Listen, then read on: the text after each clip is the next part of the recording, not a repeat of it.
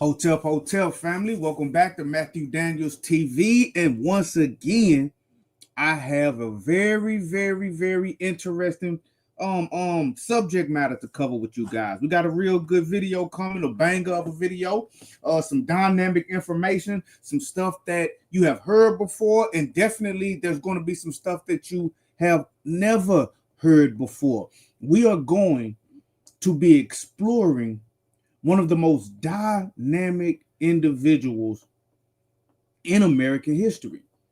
You guys see the title. Today, we're going to be uncovering the real Nat Turner. You guys are no doubt familiar with that name, right? You guys are no doubt familiar with that name, but I'm sure you do not know everything about him. So if you give me just 1 second, I'm going to make sure that the audio is good. I'm going to make sure that the video is good. And before I get into it, I want to I'm just going to edit the thumbnail. Okay? I want to edit the thumbnail. So give me just a second, family. But how y'all doing? How's everybody doing? Welcome in. If you haven't already subscribed to the channel, if you could do me a favor, hit that subscribe button, hit that notification button so you can be notified whenever I go live. And drop a comment, letting me know that you are here. And as I said, today we're going to be covering one of the most enigmatic and dynamic characters in all of American history. And I guarantee that even though you may know something about Nat Turner, I'm going to reveal some things today that I'm sure that you have never heard before. Okay? This video is going to be good. We are going to be looking at multiple sources. We're going to be looking at newspaper sources. We're going to be looking at various books, various works, various articles. But one of the things that I'm going to do that is going to make this presentation different from other presentations that you may have seen, I'm going to actually go to the accounts of our ancestors. I'm going to show you what individuals who were actually enslaved had to say about who Nat Turner was. Now, the majority of us, we all know about Nat Turner's insurrection. Of course, that is the main thing that he's famous for. He's famous for his insurrection that took place in Southampton County, Virginia. But the story about the man, Nat Turner himself, it goes a lot deeper than simply that. So let me get my screen share going, and we're going to get right off into the information. We're not going to waste any time. And what we're going to do, once again, we're going to be uncovering the real Nat Turner. We're going to be looking at his childhood, information about his mother, his father, his grandparents, his descendants. We're going to find out what was he doing before his insurrection, what happened after his insurrection, the impact that it had, and we're going to be examining little known facts about, again, one of the most dynamic men in American history. Now, some of the questions that we're going to cover is who exactly was Nat Turner? Was Nat Turner a preacher? We hear that a lot, that he was a Negro preacher that went from plantation to plantation, and that's how he was able to gain the following that he did, to convince people to join him in his insurrection.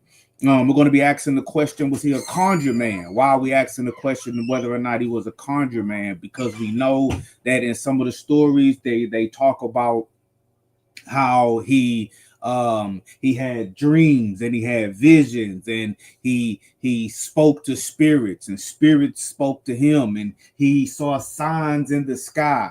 And some of these signs were prophesied to him that they were going to take place. We know that there are stories where he says that he was out in the fields and he saw drips of blood as if they came down as dew from heaven, droplets of blood on the corn and on leaves. And these droplets of blood took on the forms of men and women in different types of positions, standing and facing in different types of poses. And he talked about finding hieroglyphic style characters. Yes, hieroglyphic style characters written in blood on rocks and on leaves.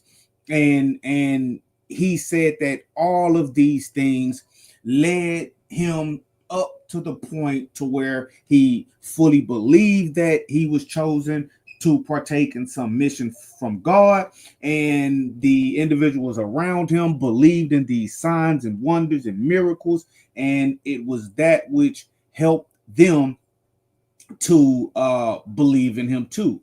Was Nat Turner a genius? Do they ever talk about the mental capacity of Nat Turner? I have a friend of mine that I debated with back and forth about Nat Turner a little while ago, and I brought up the book that's known as The Confessions of Nat Turner that was taken by Mr. Gray when Nat Turner was finally arrested after his insurrection. While he was in prison awaiting his trial, yes, he had a trial. While he was awaiting his trial, a man with the last name Gray came to him, spoke with him, and Nat Turner gave him a full confession detailing why he did what he did and how. And so this is one of the primary sources that individuals use to discuss Nat Turner. And so my friend that I was debating with about Nat Turner, he was trying to say that the confessions of Nat Turner weren't real because of the way in which it was displayed that Nat Turner spoke. He spoke very intelligently, and he used words that my friend supposed a individual who was enslaved would not use. But according to all of the records, and according to the records that I'm going to show you guys, he was very intelligent. He was very intelligent, and I dare say that he was a genius. Other times they talk about and they try to say that he was just a fanatic. He was a madman. He assumed that he had some type of connection to the Holy Spirit and a connection to God, and that he was receiving visions. But all of these were delusions of grandeur of a madman. He was psychotic. And they label him in some of their descriptions as such, and some say that he was simply a murderer, killing men, women, and children with no regard for whether or not they were innocent, whether or not they had done him any particular harm. One of the main things that they took issue with was the murder of women and children, especially children.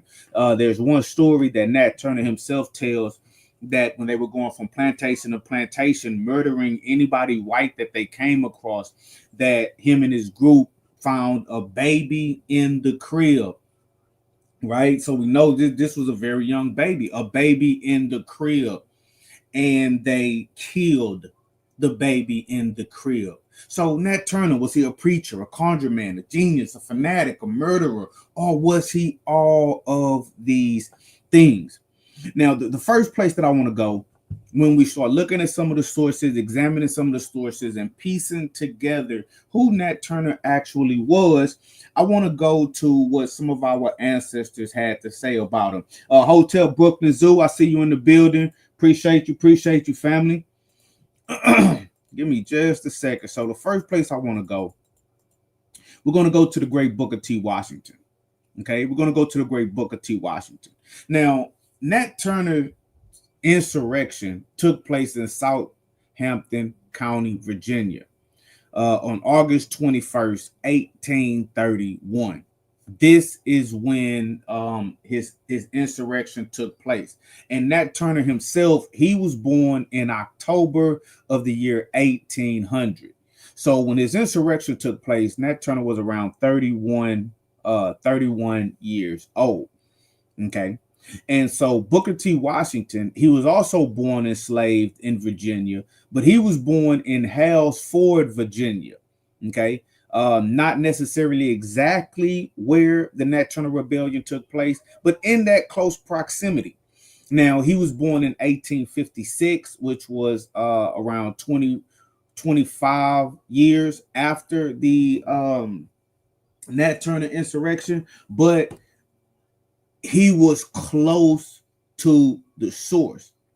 And I say that because for Booker T. Washington to be born enslaved and be born enslaved in Virginia, close by where Nat Turner's insurrection took place, he's close to the source. Now we're going to look at some contemporary sources, but I think Booker T. Washington is an excellent place to start.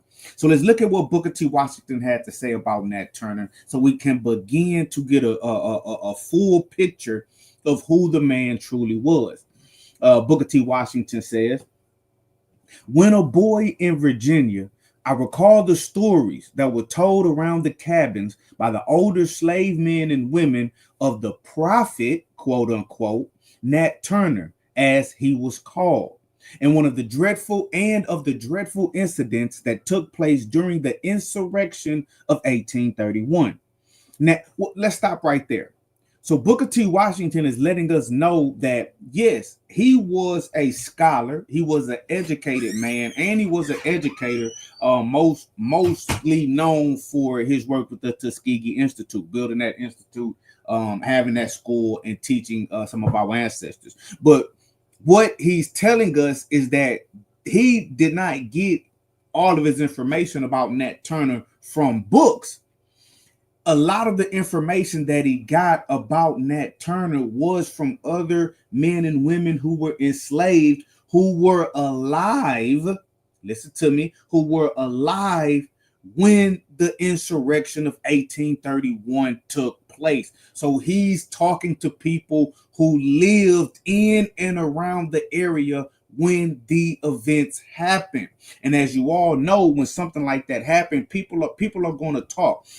Plantations were not islands. They were not isolated ecosystems, isolated communities where what happened on one plantation was not known to what was going on other plantations. That's not how it is. A lot of our ancestors are from plantation to plantation. They were able to interact.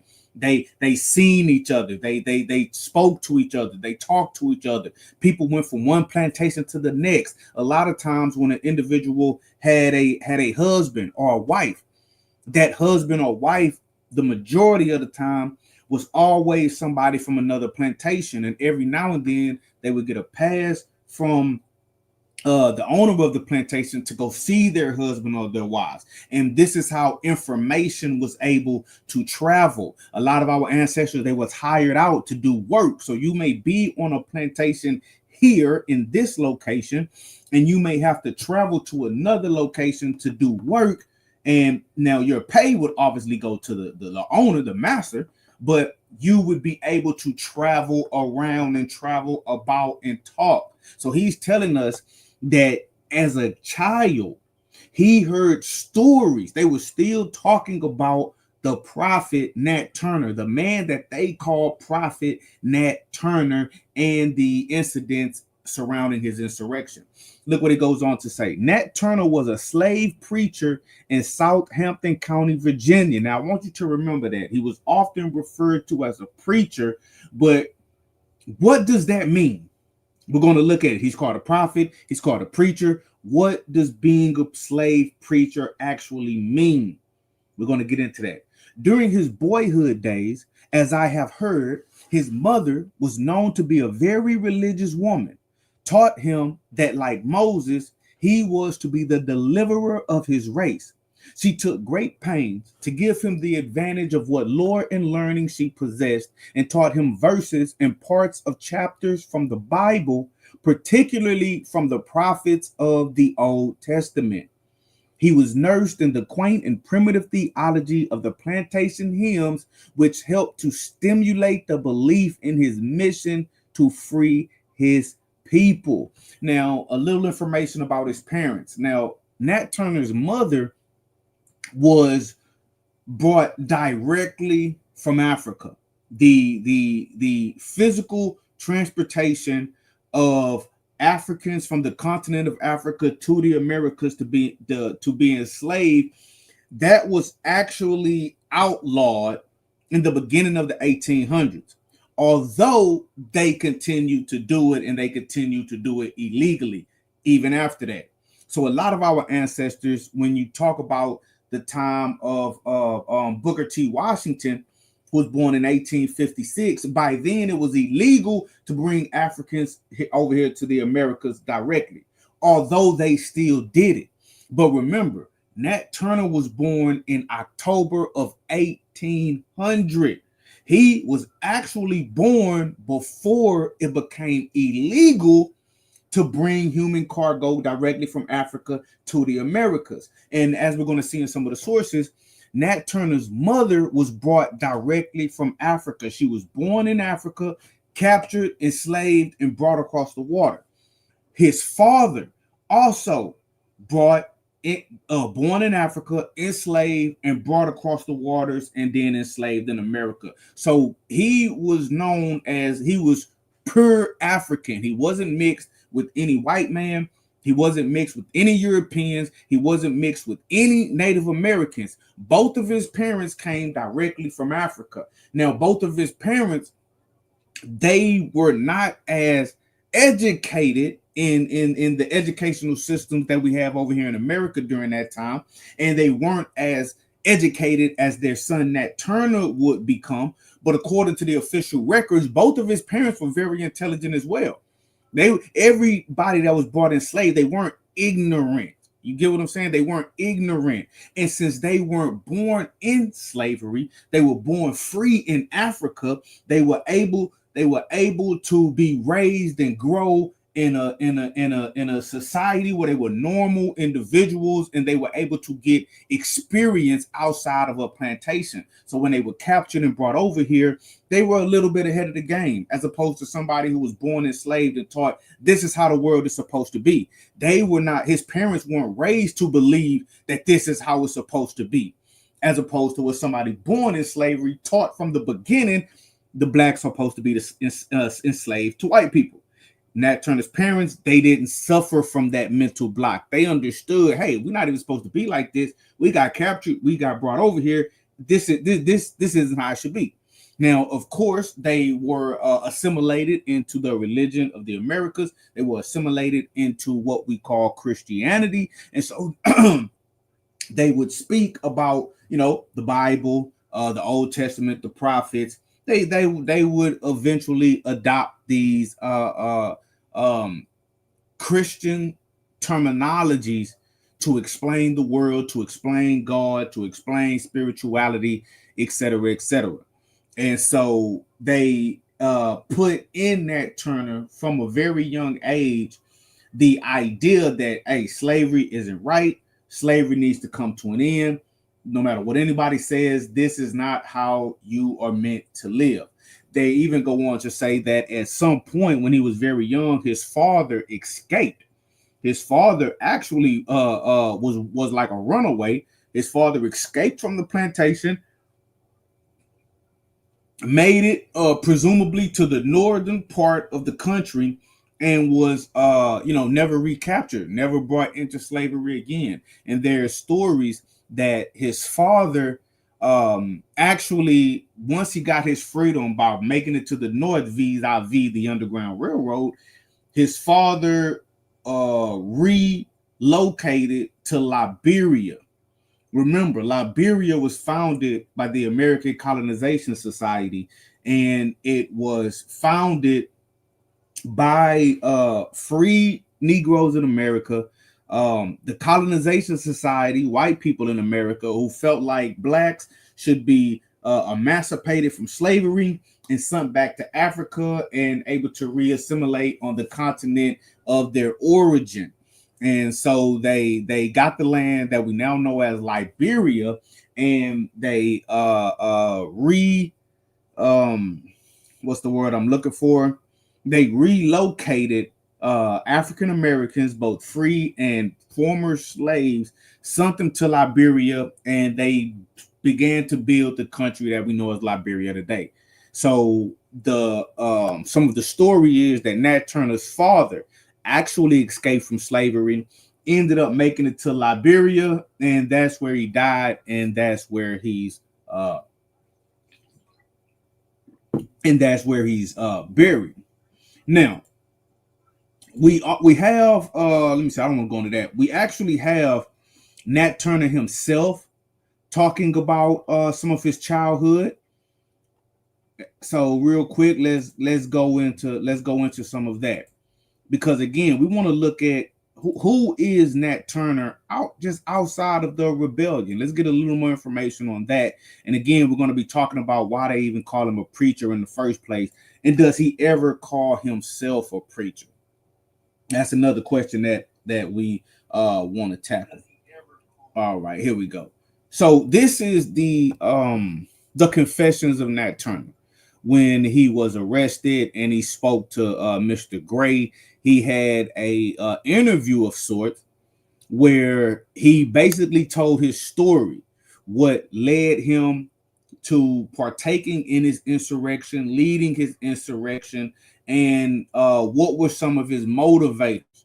And so in talking about what some of his motivation was, he gives us a glimpse at his childhood. So we're going to take some of the information that I just gave you, and we're going to look at Nat Turner's childhood in his own words.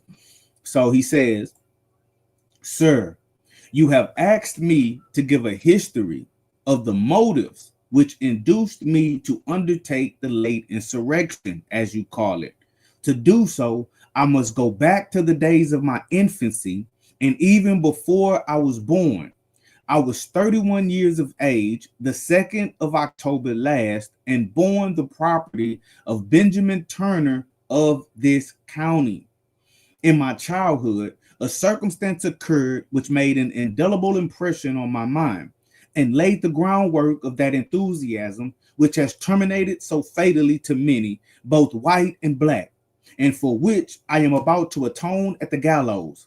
It is here necessary to relate this circumstance. Trifling as it may seem, it was the commencement of that belief which has grown with time, and even now, sir, in this dungeon, helpless and forsaken as I am, I cannot divest myself of." So according to Nat Turner himself, this is literally the very first situation, circumstance, instance in his life that put him on the path of believing that he was divinely chosen, divinely prepared, born with a distinct purpose from God to play a major role in freeing his people from slavery. This is like the his this is when he woke up. He didn't wake up as a teenager. He didn't wake up as a grown man. He didn't wake up after he was 30. He didn't wake up one day and say, "Oh, you know what? I'm going to lead an insurrection and kill some people." No. This began as a child, which is why Nat Turner fully believed that he was born to be the man that he ultimately became. This is the reason for which he was born. Okay, so look what he says. Being at play with other children when 3 or 4 years old. So his calling was first illuminated in his mind at 3 or 4 years old. He says, "I was telling them something which my mother, overhearing, said it had happened before I was born. I stuck to my story, however, and related some things which went, in her opinion, to confirm it. Others, being called on, were greatly astonished, knowing that these things had happened, and caused them to say in my hearing, I surely would be a prophet, as the Lord had shown me things that had happened before my birth. Pause. Remember, Booker T. Washington called him a prophet. Everyone calls him a preacher. They call him a prophet. They call him a fanatic. But did you know that the application of the word prophet to Nat Turner began when he was around 3 or 4 years old? He says that he was out playing with some other children. They're talking, and he began to tell the other children of something that took place. He just telling them a story of something that happened. And his mother heard him telling the other children, and she was like, whoa, wait a minute. You weren't even alive when that happened. How do you know that story? And so I guess upon asking him questions or getting him to talk further, he gives more information confirming that some way, somehow, he knows about an event that took place before he was born, that he had no real way of knowing about. And so right then and there, for his mother, other people that was around on that particular plantation, some of the other adults, he says that they began to, like, oh, he has a calling on his life. God has something for him. He's a prophet. Remember, a prophet is someone who has some type of extra sight. They can see situations that they should not be able to see, and they can speak on behalf of a particular deity. They can see into the future, see things that are to come. They can look into the past and see things that have already happened. So this began with Nat Turner when he was around 3 or 4 years old. Look what he goes on to say. And my father and mother strengthened me in this, my first impression, saying in my presence, I was intended for some great purpose, which they had always thought from certain marks on my head and breast, a parcel of excrescence. Now, I know that's a weird word, but that's basically like extra folds or extra skin, kind of just like hanging off the body, right? So he had some of these extra pieces of skin on his head and on his chest, and for whatever reason, his parents, probably because of some type of belief that they held when they was in Africa, they believed that this was some type of sign, also a physical sign that he was special. He says, which I believe are not at all uncommon, particularly among Negroes, as I've seen several with the same. So he said, I've seen other people with these things as well, but they say that this happened to assist them into believing that he was special. So what we can glean from this from the very beginning is that he couldn't have been just a fanatic and a madman, right? Because he didn't come up with this idea on his own in the first place. Now, whether or not you believe the story, that's not what we're talking about, because these are the only sources that we have. So whatever idea that you want to come up in your mind, you have to base it on something. So let's just look at the documentation. This is his primary, this is what he's telling us himself. And this, not this particular story, but these stories are confirmed by individuals that was enslaved around the same time. So like, yeah, this is what people were saying about him. He's not making this up. This is what people were saying. They were saying it during his actual lifetime. It wasn't made up later. So his belief that he was special and that he was called by God and that he was to be used to help free his people, this was not made from a delusional mind, right? He exhibited certain qualities that made other people see this in him. Now, one may argue that, oh, his mother, his father, and the other people, they put these thoughts into his mind. One could easily argue that, but that's what you would have. That's what you'd have to say. You get what I'm saying? That if that's what you want to say, then that's what you want to say. But what we do know is that he didn't just go crazy one day and start saying, "Oh, God has chosen me." No, this people are saying this about him since he was around 3 or 4 years old.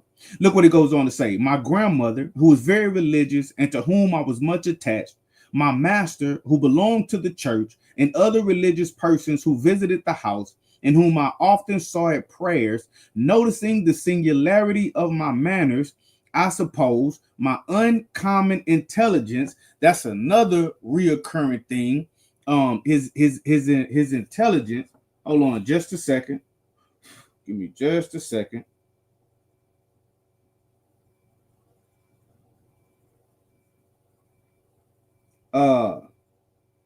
Everybody was saying this about him. So he says, I suppose, and my uncommon intelligence for a child remarked I had too much sense to be raised, and if I was, I would never be of any service to anyone as a slave.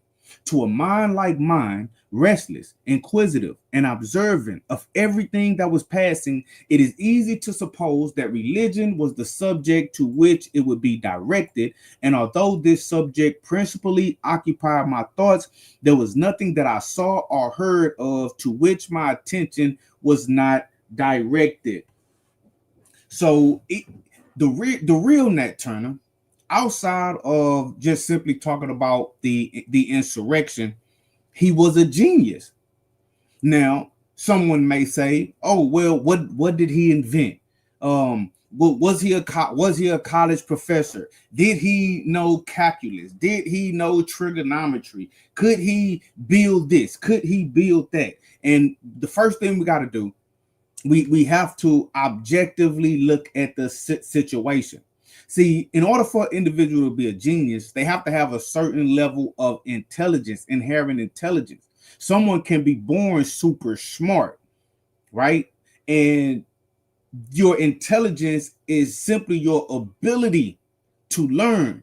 How quickly can you learn? How quickly can you catch on? And how easily you can understand things once you are exposed to them. That intelligence and education is two totally different things. You can have genius level IQ and never go to school a day in your life, right? Some people minds are just hardwired different. And so one thing that you need to know about Nat Turner, he, from all accounts, he was one of these individuals. He was a genius.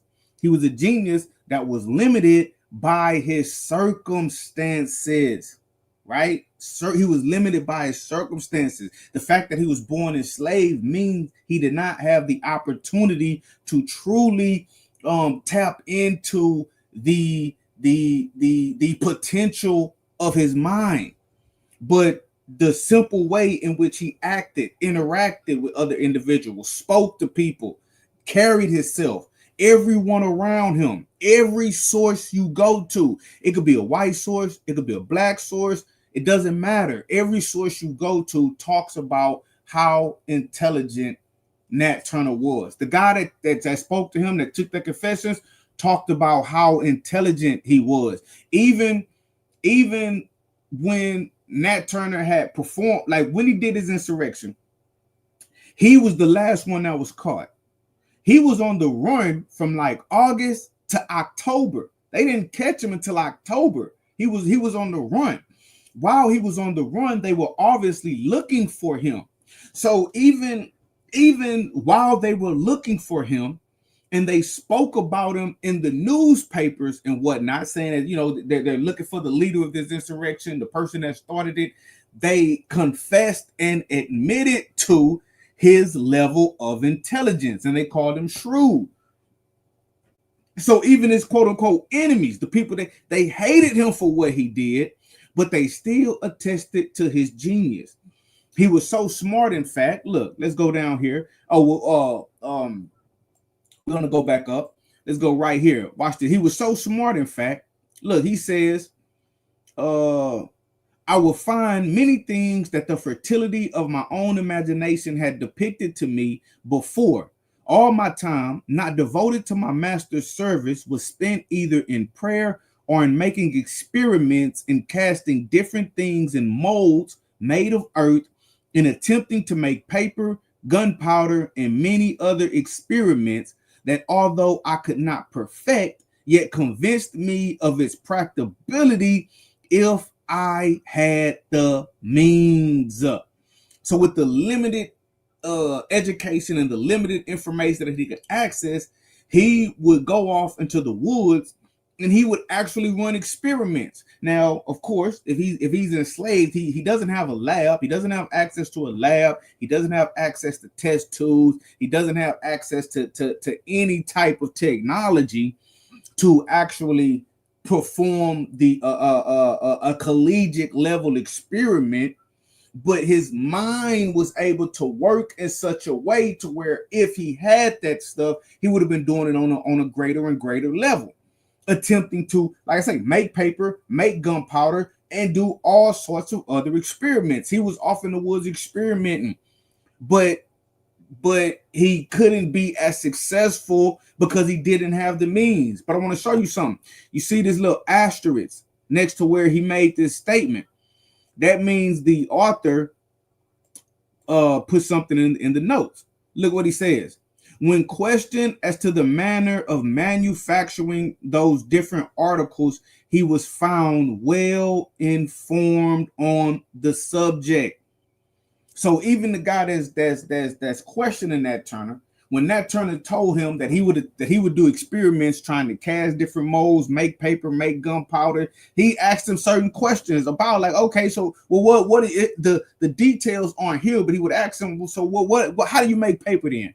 How do you make gunpowder? Well, what are you trying to do? What do you mean experiment? What are you putting together? And so Nat Turner showed that he did have a level of proficiency with the subject matter. Because again, he didn't only just read the Bible. His owners are the ones, the masters are the ones who actually taught him how to read and write. He learned how to read and write at a very early age. They let him do it.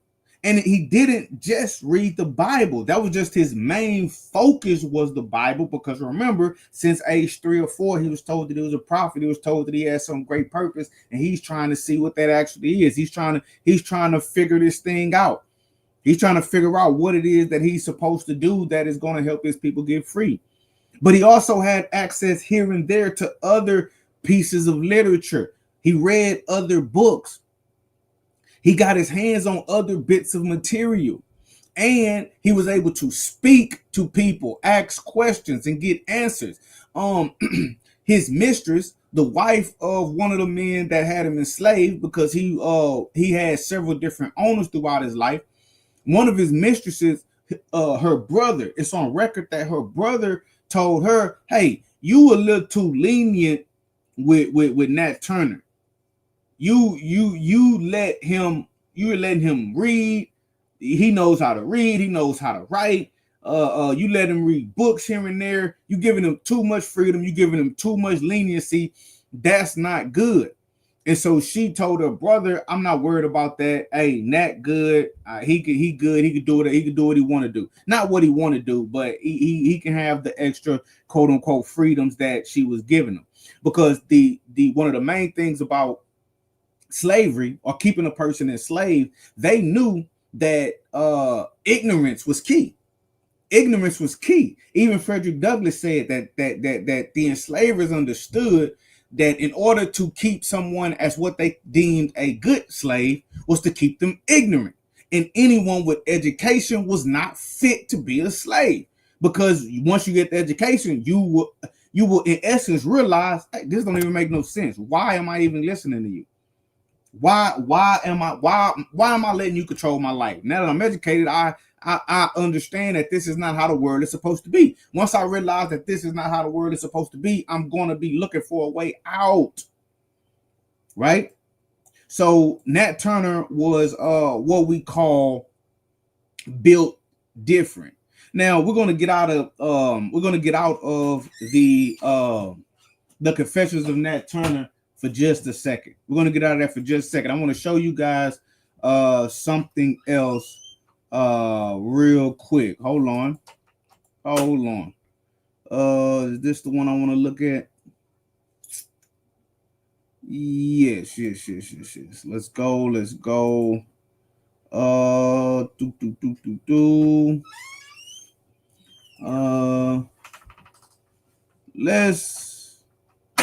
look at this guy. Hold on, let me see. Yeah, I'm gonna show you guys what I was talking about his father. I'm gonna show you guys where I got that from.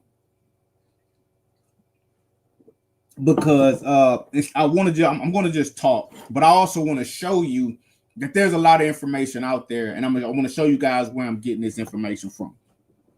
So look, the man on the screen is an individual named John W. Cromwell.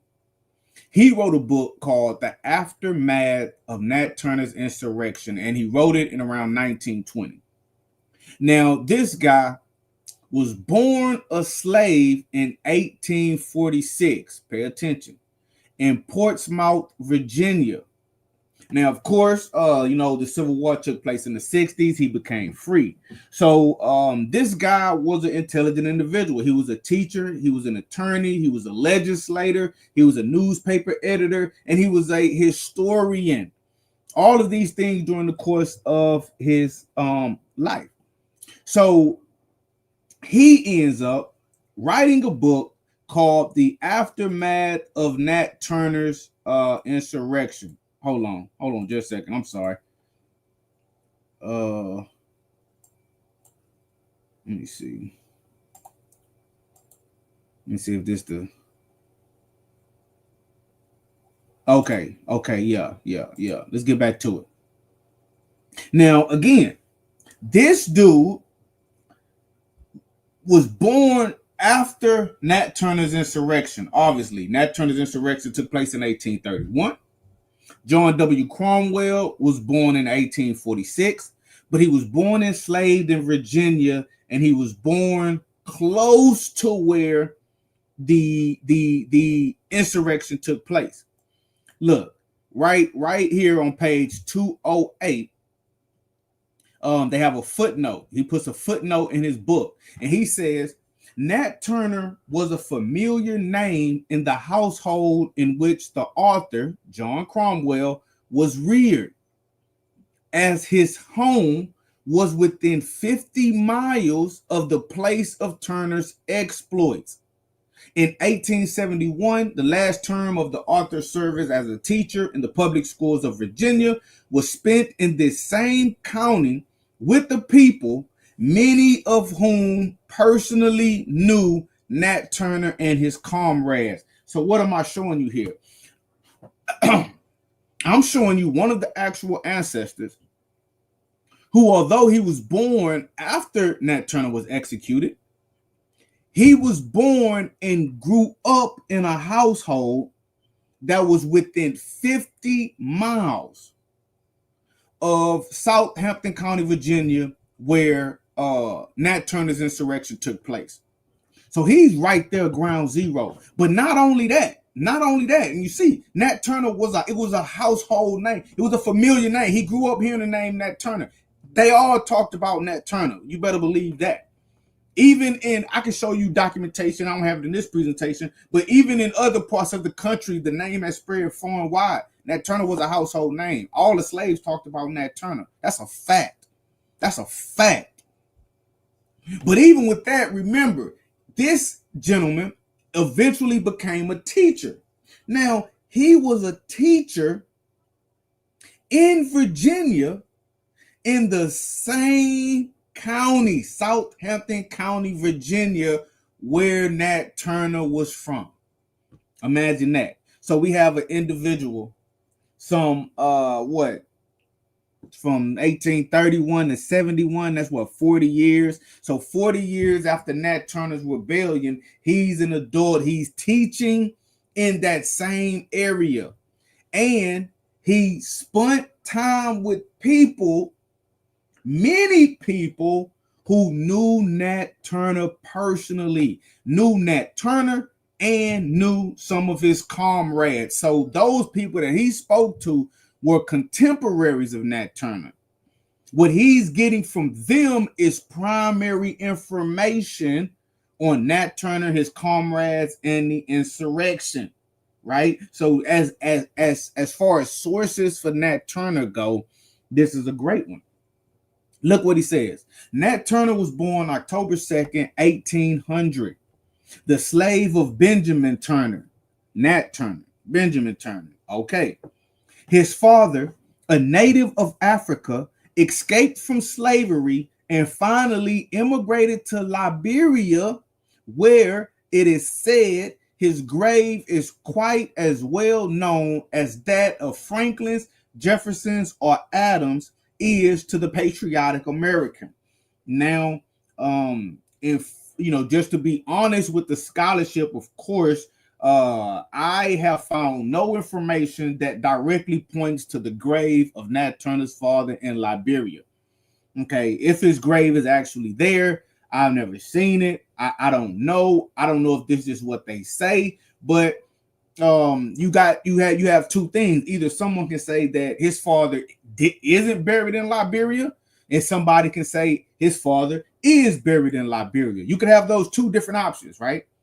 One person can say that he is buried there. One person can say that he is not buried there. So now we have to say who has the better evidence or the most compelling evidence for you personally that you want to believe. Like I told you, this guy born enslaved 50 miles away, grew up hearing the name Nat Turner, actually taught in Hampton County, Virginia, knew people who knew Nat Turner, knew his comrades. That's not proof, but hey, maybe we want to listen to what he's telling us. At least this is what they were saying. Now, what we do know is Nat Turner's father did escape and was never caught, never heard from again. We do know he escaped.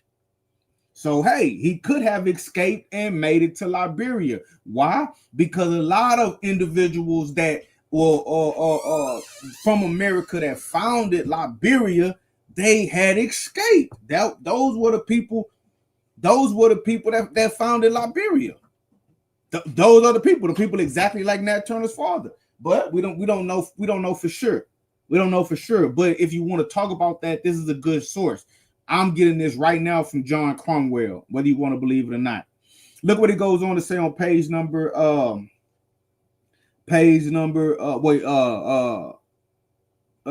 after that. He says, there is now living in the city of Baltimore a man who on good authority claims to be the grandson of Nat Turner, and a son of his was said to be still living in Southampton County, Virginia in 1895. So yes, there are descendants of Nat Turner. There are descendants of Nat Turner. If you do a quick like Google search, it's a man in Indiana had what is purported to be the skull of Nat Turner. Right? And he just returned that skull to the descendants of Nat Turner so that it could be with the family. And they said that they were going to be doing like DNA testing or whatever to determine if it was the actual skull of Nat Turner. But I haven't seen much about that. Even when I was doing this research, I couldn't really dig it up too much. I've seen pictures of the skull. And I've seen pictures of what they say is his Bible. But I'm going to tell you something. A lot of this stuff is it's in personal collections. They don't want it to be in no museum. It's in personal collections that was passed down from father to mother, from mother to son, well, from father to son, son to grandson, grandson to great grandson. This stuff has been passed down. His skull, his ears, purses were made out of his skin. Oil was made from his flesh. They and I'm gonna get to that. They chopped up his body and they gave off pieces of him for souvenirs. That's a fact. And so I believe that it's some of this stuff, along with like his Bible, his clothes, his sword. A lot of this stuff is in personal collections. It's some billionaires, right? I'm telling you, it's some billionaires right now with Nat Turner's ear in a case sitting on his nightstand. Somewhere. And even remember, Nat Turner could read and write. Nat Turner had books. I'm going to show you where Nat Turner had documents where he wrote things out, even things about his plan for the insurrection. That type of stuff does not get destroyed. I guarantee you it's sitting in somebody's private collection right now. And it may come out, somebody great-great-grandchild may be like, you know what, I think we need to finally, after 200 years, we need to give this to the public. You know, but it'll come out. But he even has descendants. But look what he said. Now, this is the interesting part. On page 209, he says, he was, speaking about Nat Turner, he was not a preacher, as was generally believed, though a man of deep religious and spiritual nature, and seemed inspired for the performance of some extraordinary work.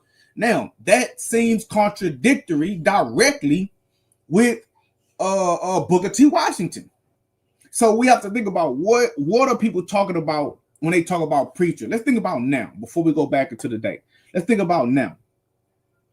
Right now, I can say, you know what, I feel like I was called to preach, and I have a calling on my life, and I can start going around, read the Bible, and start explaining the Bible to people, and quote unquote preaching the Bible. And there will be some people that I will encounter, they'll be like, he's a preacher, you know, oh no, Matt's a preacher now. He was called to preach. He got the anointing on him. I can tell. And then there'll be some that they'll say, well, did Matt ever have a church? Well, he didn't have no church. He's not no preacher. Has he ever been behind the pulpit? If he never been in the pulpit, he's not a preacher like that. Does he have a certificate? If I don't have the certificate, I'm not a preacher. So there's different levels to what we may or may not consider a preacher. Now, back during the time of slavery, they did have black preachers. Okay? They did have black preachers. And they had people who, quote unquote, preached. Is there a difference between someone who preaches and a preacher? Yes, it can be nuanced. Was Nat Turner ever over a congregation? No. I've never seen any information to that. And even in his own the confessions, when he talked about his own life, if you read through it, Nat Turner himself never said that he was a preacher. He never said that he was a preacher, but he was always talking about the word of God. He was always talking about the Bible. He was always quoting verses. So I could see why they would call him a preacher, but was he an actual preacher, or did he just have a zeal for the book? He just had a zeal for the book, and he was looked at. He really and truly, he was more like a prophet in how he conducted himself. You see, what you could have in the Bible. Let's say you take a person like Isaiah. Isaiah may not be a priest, right? He may not ever be a Levite. He may not ever be over the sacrifices. He may not ever go into the Holy of Holies. He may not ever do no rituals over anybody, but he will come and he will speak, thus saith the Lord.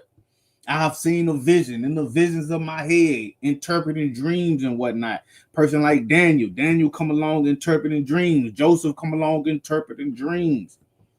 So Nat Turner, I think the better term is how they call him a prophet, because in some of his visions, what he described, I'm of the opinion, and I believe I'm correct, I believe that he saw visions of the coming Civil War. I think that's what he was seeing. That's what he was trying to describe when he talked about he looked in the sky and he saw black spirits and white spirits fighting. I think he was the Civil War happened around 30 years after his insurrection, and his insurrection was one of the major pushing points that led up to the Civil War. Now, it was a million other things, don't get me wrong, but you better believe Nat Turner's insurrection, that had a snowball effect that reverberated, down the line. That's why even with this book right here that we're reading, The Aftermath of Nat Turner's Insurrection, there was an aftermath. The the what Nat Turner didn't end with his death. So was Nat Turner a actual preacher? No, not really.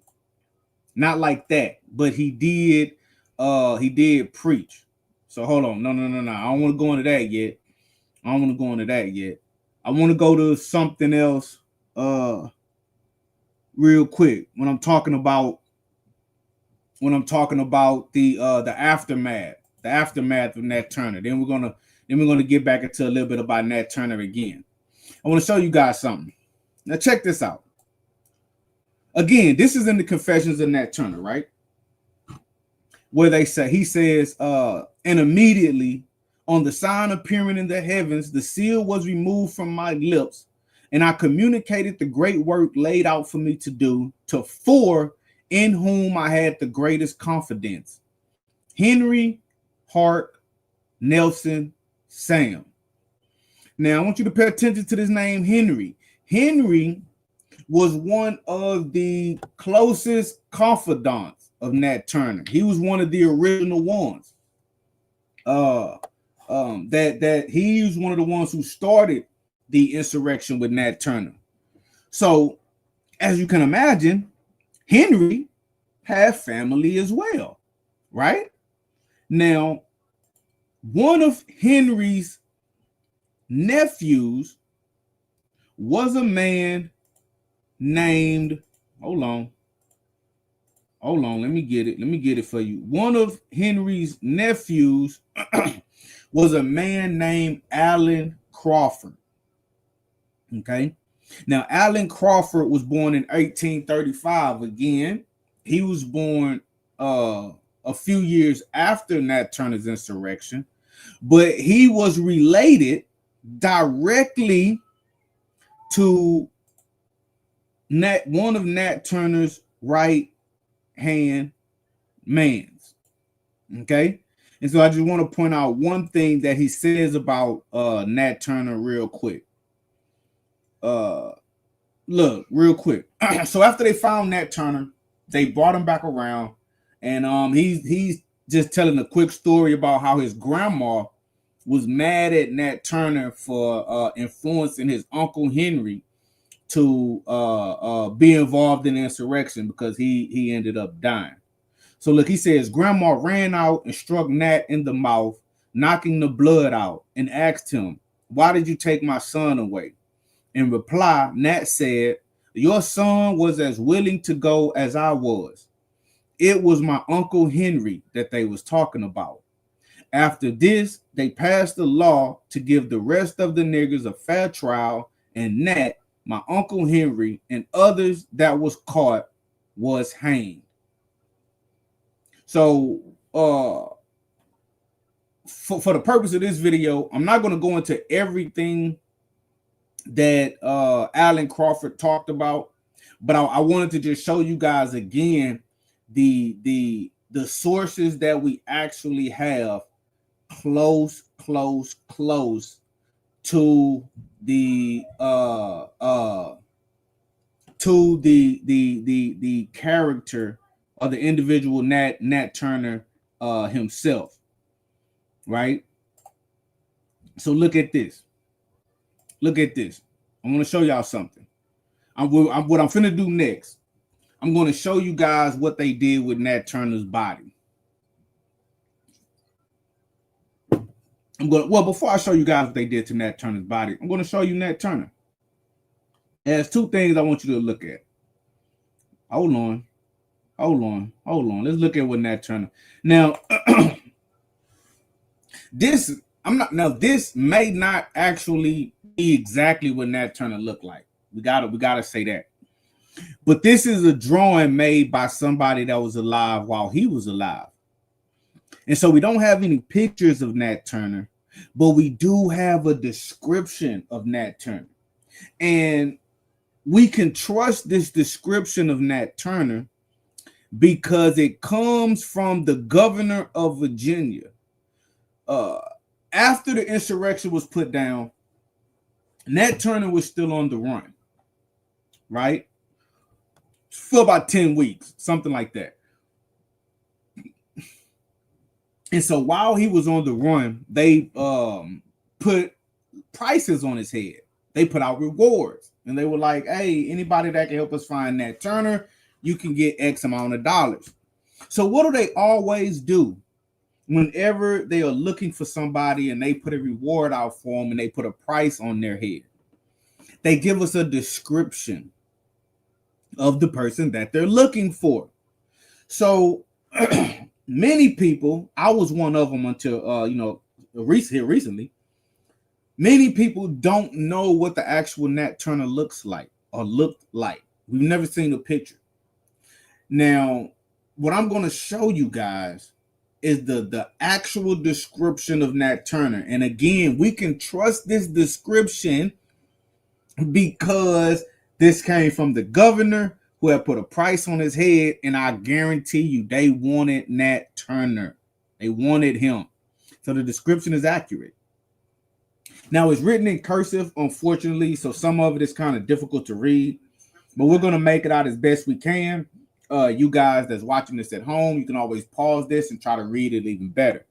But look, the governor wrote, Nat is between 30 and 35 years old, 5 feet 6 or 8 inches high. Now, I'm 5'7", so I know exactly about how tall he was. He weighs between 150 and 160 pounds, so he's not a big guy. Rather bright complexion, so he wasn't really dark, but not a mulatto. Now, a mulatto is an individual that's of mixed race, mostly mixed with white and black. So for him to say that he's not a mulatto, again speaks to the actual physical complexion of Nat Turner, right? If he was super dark, you wouldn't even have to mention mulatto. But since he had a rather bright complexion, it was like not to be confused with mulatto bright, he just bright, just a lighter skinned black person. He says that he has broad shoulders, a large flat nose, large eyes, broad flat feet, rather knock-kneed, he's knock-kneed, walks brisk, and I can't make out the next word, but we know he walks brisk. Hair on the top of the head very thin, so he was probably suffering from male pattern baldness. His edge up was going back. I suffer from that. My hair's thin on top. He says no, and I think this is no beard except on the upper lip and the tip of the chin. So he didn't have long sideburns with hair that go all the way down the chin with a full beard. He had a little hair on the tip of his chin and a little hair on his upper lip. And it kind of reminds me of the movie, how they had the characters movie in The Birth of a Nation. I think they tried to do that character according to this. He says he has a scar on one of his temples. Yeah, he has a scar on one of his temples. Also, one on the back of his neck. So he got a scar on one of his temples. I don't know if it's the left or the right. He got a scar on the back. He had a scar on the back of his neck. A large knot on one of the bones of his right arm next to the wrist produced by a blow. So he got in trouble for something. I do know that about 3 years before the insurrection took place, Nat Turner has made a comment to the slave master that his people should be free. So he got beat for that. So we know that on his right arm, next to the wrist, he had a large knot right by the bone, right by his wrist bone from where he got hit. Probably broke his wrist, and that's how the bone reset.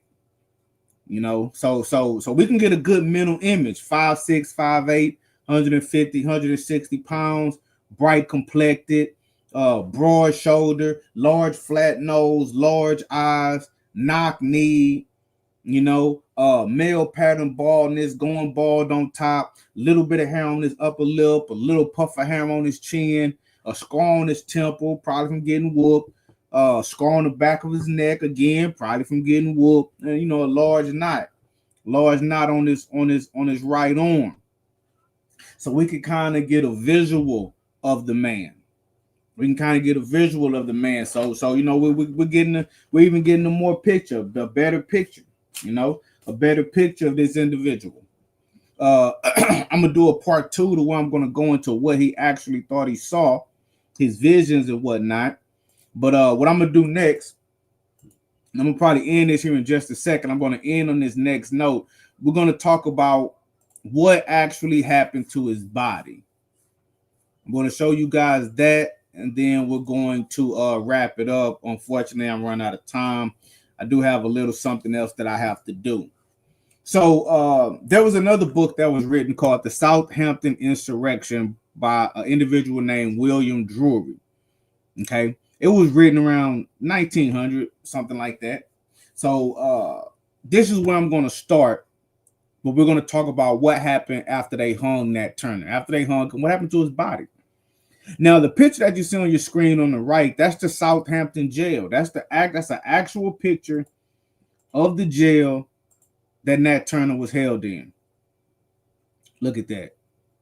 Nat Turner was in that building. Okay. Now look what he says. He says that of Nat Turner, talking about his body, that of Nat Turner was delivered to the doctors who skinned it and made grease of the flesh. His skeleton was for many years in the possession of Dr. Massenberg, but has since been misplaced. Saying it's misplaced, it wasn't misplaced. I'm telling you, it's in somebody's private collection. Now, what this guy did, who wrote the Southampton Insurrection, he wrote this is like the PG version of what they did to Nat Turner. But you know what I did? It's the reason I call myself the real bookworm, family. I went and got the gruesome details about what they actually did to Nat Turner. Now, again, this is going to come from John W. Cromwell. Remember, he grew up 50 miles from where the insurrection took place, and he was a teacher in Southampton County, Virginia, and he spoke to the people on the ground who were alive when this happened. So his information is great. Look, check this out. This is going to mess you up. You never knew what happened in Nat Turner. You're going to find out. And yes, I can tell you, but it's better for me to show you such a domineering force or source telling you. Look, let's start. Before I go to the highlighted part.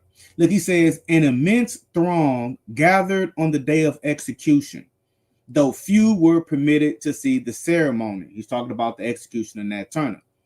He exhibited the utmost composure and calm resignation. Although assured, if he felt it proper, he might address the immense crowd, he declined to avail himself of the privilege, but told the sheriff in a firm voice that he was ready. Not a limb nor a muscle was observed to move. Now check this out. His body was given over to the surgeons for dissection.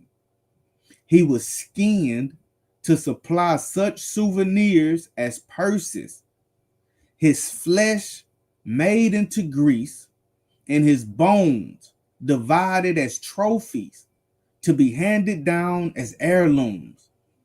It is said that there still lives a Virginian who has a piece of his skin which was tanned, that another Virginian possesses one of his ears, and that the skull graces the collection of a physician in the city of Norfolk.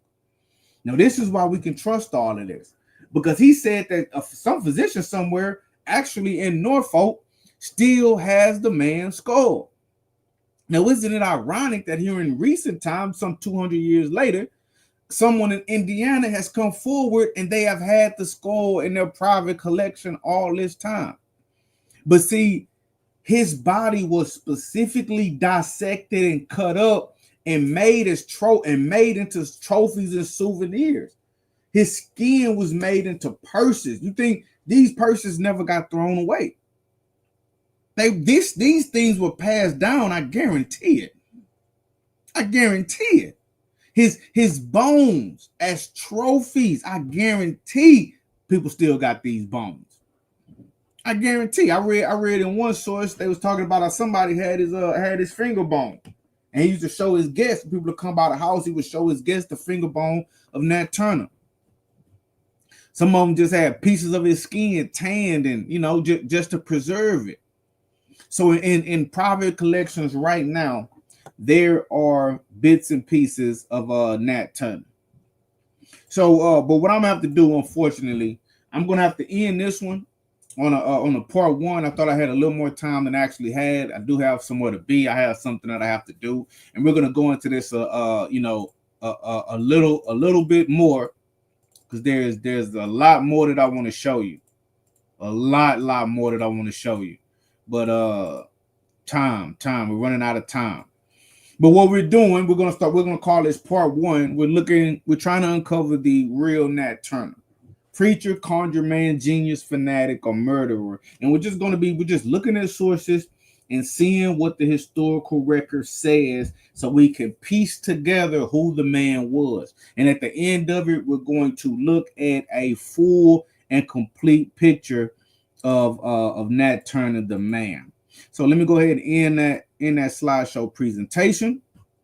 As always, you guys, I hope you guys heard something that you never heard before. I hope if you did hear something that you've already heard before, I was able to illuminate it a little better. I hope some of the sources that I put on the screen are things that you can actually go back to, pull up yourself, read yourself, and start you on your own journey. Read some of these books, read some of the accounts. Maybe you can see some stuff that I didn't actually see, and you can add on to the bill, put something in the comments. But I want to thank you guys for watching. Thanks for tuning in. This is your brother Matthew Daniels, aka Ampu, aka the Chosen Few, aka the Real Bookworm. But I'm not just a bookworm world. I am the real bookworm. Make sure you get it right. As always, though, may your name live on forever, and may your memory never die. Hotel, I'm out.